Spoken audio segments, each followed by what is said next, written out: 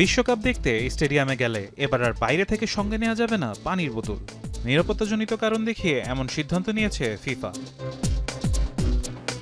আগে খালি ও স্বচ্ছ প্লাস্টিকের বোতল বহনের অনুমতি থাকলেও নতুন আইনে তা বাতিল করা হয়েছে।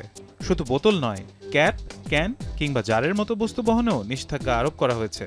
ফিফার মতে হঠাৎ এসব কেউ ছুঁড়ে মারলে খেলোয়াড় কিংবা দর্শকদের আহত হওয়ার ঝুঁকি থাকে। আবার বোতলে বিভিন্ন কোম্পানির লোগো বা মোড়ক থাকায় স্পন্সর বা বিজ্ঞাপনজনিত ইস্যু থাকতে পারে বলেও মনে করছেন বিশ্লেষকরা। তবে এই সিদ্ধান্ত নিয়ে উদ্বেগও দেখা দিয়েছে সমর্থকদের মধ্যে, কারণ বিশ্বকাপের বেশ কয়েকটি ভেন্যুতে তাপমাত্রা 26 থেকে 28 ডিগ্রি সেলসিয়াস পর্যন্ত পৌঁছাতে পারে।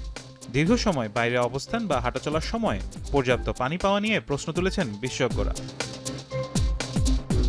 তবে ফিফা আশ্বস্ত করেছে দর্শকদের জন্য থাকবে বিশেষ তাপ প্রতিরোধ ব্যবস্থা। স্টেডিয়ামের আশেপাশে রাখা হবে hydration station, misting zone, cooling tent এবং বিশ্রামের ব্যবস্থা।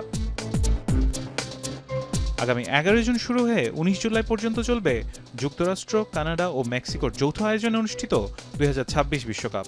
48 দলের এই আসরে এবার অনুষ্ঠিত হবে রেকর্ড 104টি ম্যাচ। বিশ্বকাপে নিরাপত্তা নিশ্চিত করতেই এই সিদ্ধান্ত বলে দাবি ফিফার।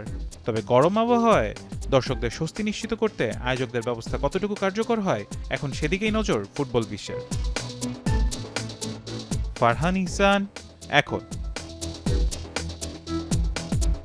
72 ঘন্টা ময়েশ্চার লক সমৃদ্ধ লিলি হুইপড শিয়া মিস্টিক গ্লোয়িং বডি ওয়াশ। শিয়া বাটারের গুডনেস স্কিন রিপেয়ার করে রাখে সফট ও গ্লোয়িং, ছড়িয়ে দেয় লং লাস্টিং ফ্রেগন্যান্স।